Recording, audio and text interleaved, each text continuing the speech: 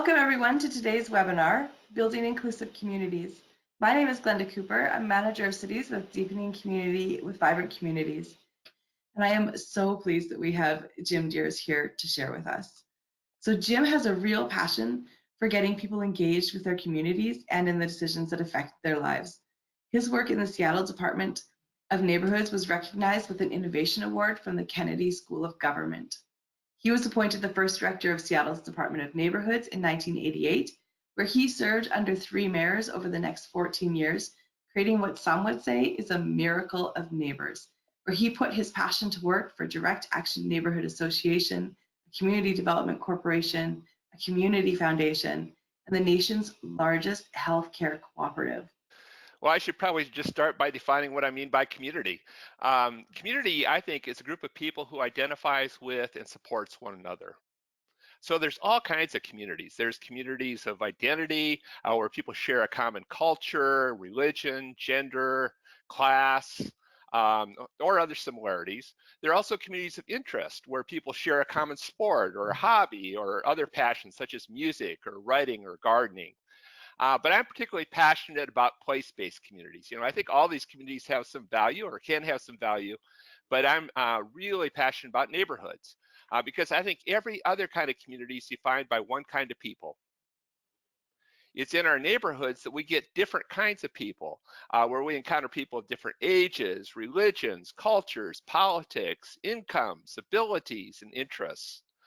Neighborhoods generally have the greatest potential to host inclusive communities, which I define as a place where people identify with and support one another across differences.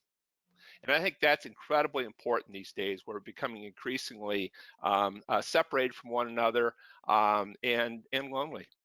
I think there's a couple crises that we're facing, there's a lot of crises we're facing, but 2 in particular that I think could be addressed with inclusive community, by creating more inclusive communities. And the first crisis is the crisis of loneliness. Relationships are important not only to our happiness, but also to our safety, to our opportunities to get employment, and to our health. A recent study found that loneliness is a greater health risk than obesity and physical inactivity. And it's as dangerous as smoking 15 cigarettes a day. So it's become a huge crisis. In Japan, there's reports of elders becoming increasingly lonely. In fact, there's a word in Japan now for elders who die without anybody knowing it and who aren't discovered for a long time. And at the other end of the spectrum, we have young people.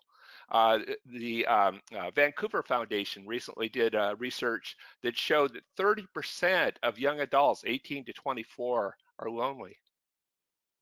And we have so many people who are surrounded by service providers rather than by friends. It's a huge problem in our society. In the UK, things have gotten so bad that they appointed a minister for loneliness.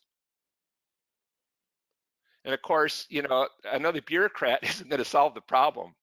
The problem's going to be solved by creating more inclusive communities. The other crisis is growing polarization and intolerance of people who are different, with different politics, different race, culture, religion, sexual orientation, etc. And some have argued that loneliness is responsible for this increasing tribalism that we're facing in our society.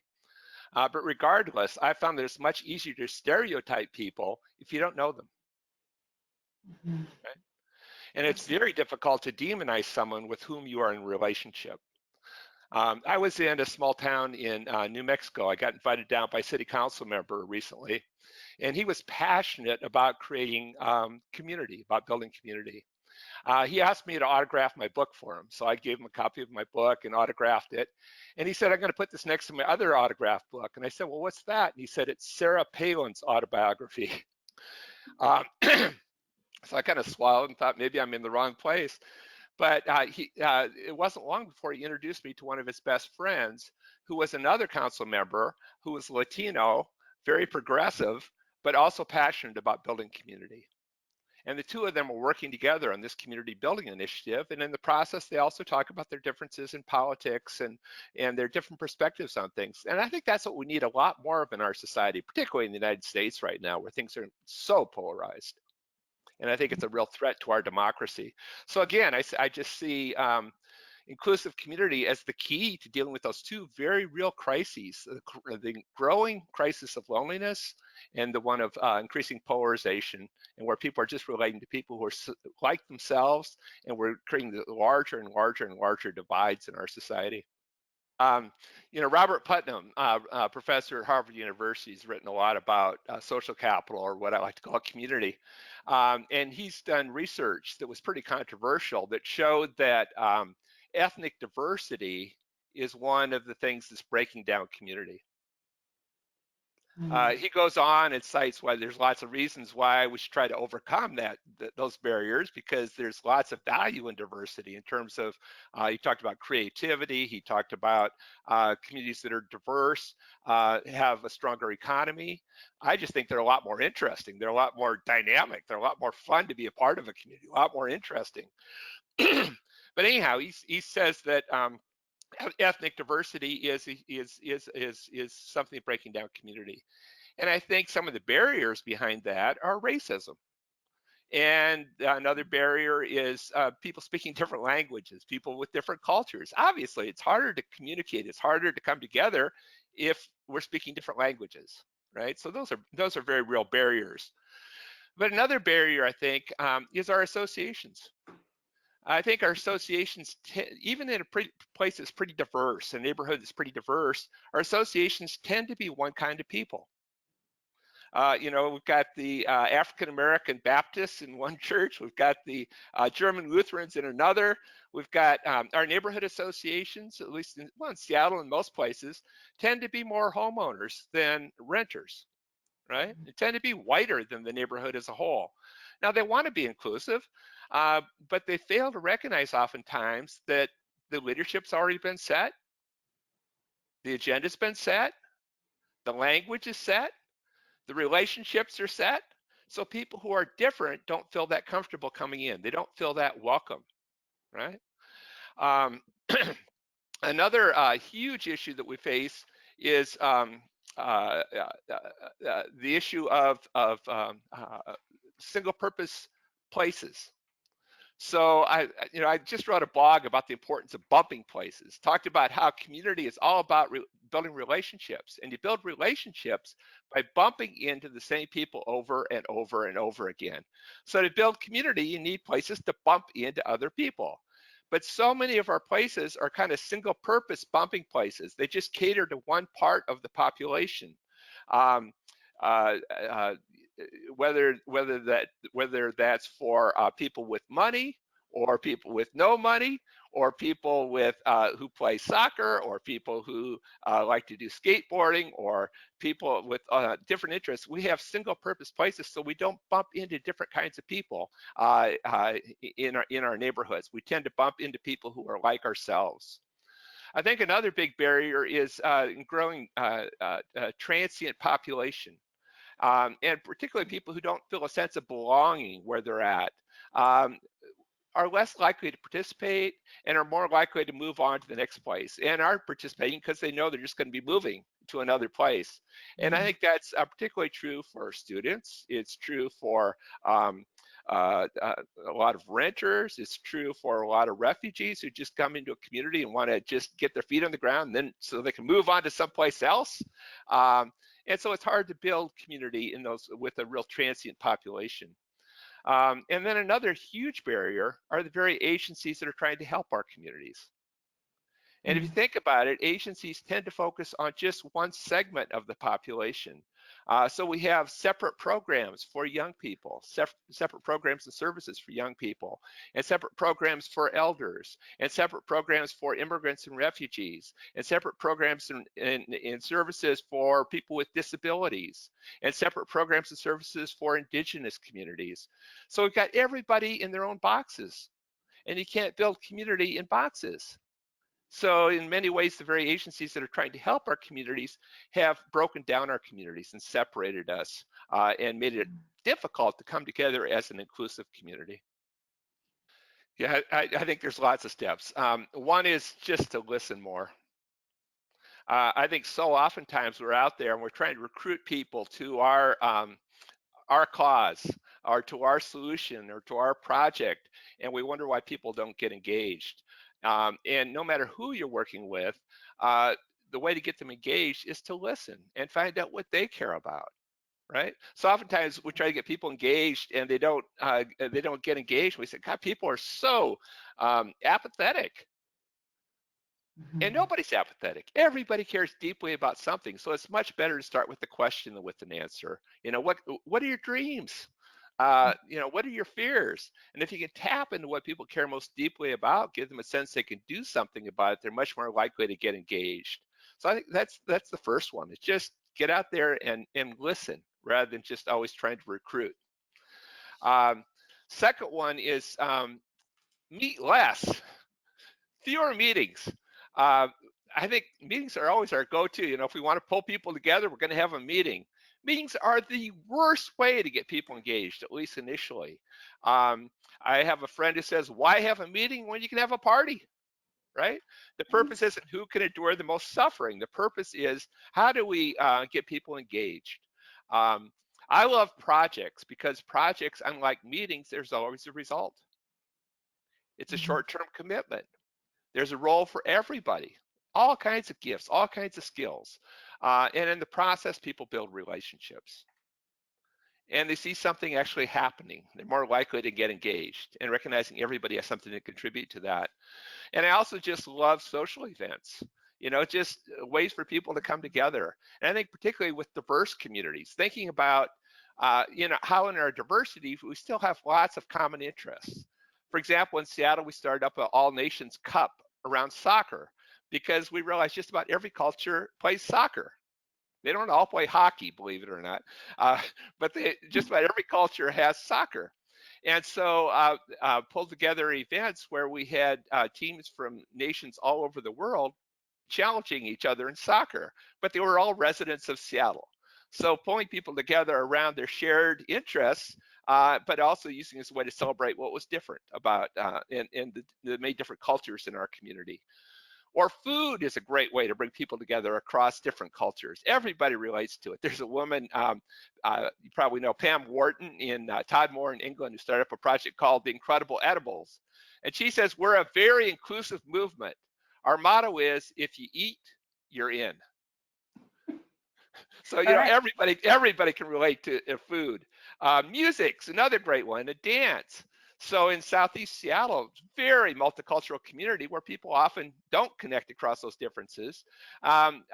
Neighbors organized a world dance party, and we invited people to come from all different cultures and share their dance. So we had people that first night sharing 12 different kinds of dance. And it was fantastic. And people were there across cultures, but also across generations. A third lesson I've learned is the importance of valuing everyone. A key to community is recognizing that everybody has gifts. And community, I think, is all about people sharing their gifts with each other. That's, to me, the meaning of community. But the problem in our society is we have put labels on most of our population that label people not by their gifts, but by their needs. We label people as homeless. We label people as poor. We label people as non-English speaking. We label people as disabled. And when we focus on what people are missing, we basically deny their gifts. And we think of them as clients in a service system. They often think of themselves that way. And we've basically defined them out of our community because we don't focus on their gifts, which is the basis for community. So when I was in New Zealand, I went through a fairly small town called Whakatane, and I was invited to come to a center for people with disabilities. and it was kind of on the edge of town. This is a picture of the center in an industrial area. But they've tried to figure out, how do we connect with the larger community? How do we really make sure that we have an inclusive community where people with disabilities aren't seen as clients, but they're seen as fellow citizens and seen as neighbors and seen as people who have something to contribute? So they turned their Center for People with Disabilities into a community center. And they did it by focusing on the gifts of people with disabilities and using that as a way to connect with the larger community. So we have if we go to the next photo, they started up a community cafe because, as I said, they're in the middle of an industrial area, and the people with disabilities are now the chefs. And they're cooking food, and the factory workers come in, and that's where they have their coffee. That's where they connect, but they don't just connect with each other. They also connect with the people with disabilities who are in the center. Next. They start up a community-led education program where everybody's teaching their knowledge, their skills, things they're good at. And the educators aren't just the people who are the people with abilities, they're also the people with disabilities, because people with disabilities have incredible abilities. So they're learning from each other and recognizing everybody has knowledge, everybody has something to teach. Fourth thing, lesson I've learned is the importance of networking, that we need to do more networking. Oftentimes we're trying to get people to join our group. We think we're the only show in town. And when people don't join that town, I say with people we just think people aren't interested, they don't care. But I think it's important to recognize that there are hundreds of formal and informal associations in every neighborhood. That the formal neighborhood association isn't the only show in town, and that most people belong to some kind of formal or informal network. And it's hard to get diversity in one organization, and you're never going to get everybody joining the same organization. So it's important to always think about who's underrepresented in my association and try to identify the network that they're part of, and have conversations with people in that network to find out what their interests are and see if there's ways working together on things that are of common interest. I think it's incredibly important. I was in Wodonga in Victoria in Australia, and again, neighbors who wanted to create a community garden. And they were passionate about gardening. They loved gardening. They went to the local church, said, "Can we tear up your grass to put in raised beds?" Church said, "Okay." Well, then they said, "How are we going to build these raised beds? We need people who do woodworking." But these guys weren't woodworkers; they were gardeners.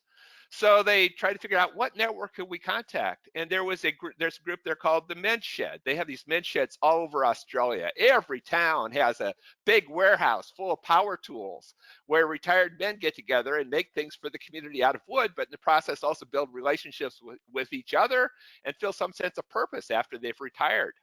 I think the next picture here, we have a picture of the Men's Shed in Wodonga. And next picture, we can see the power tools, and the guy's proud of his power tools. But they came together and built the raised beds, which you can see in the next picture. But the whole town came together and it filled up those raised beds with the dirt. They just figured out how to get everybody engaged. They reached out to the Mutual Assistance Association, which was for new immigrants and refugees. It's in the next picture, I think. And they were excited because they realized they were able to grow food that was indigenous to their culture. So they said, well, yeah, we'd love to get involved. Next picture, you can see the guy from the Senior Center. They interviewed people at Senior Center, and a lot of the seniors used to be farmers, and they were eager for an opportunity to get back to the land and to share their knowledge. So they got involved. The crops grew, and they realized there was a commercial kitchen in this church, and they asked the church, "Could we use your commercial kitchen?" Church said, "Okay." So they came together and they gathered the produce. There's some pictures of that, and just flip through the next couple. And then they pulled together to prepare that produce. So the women's group, the local church, got involved. You can see them here.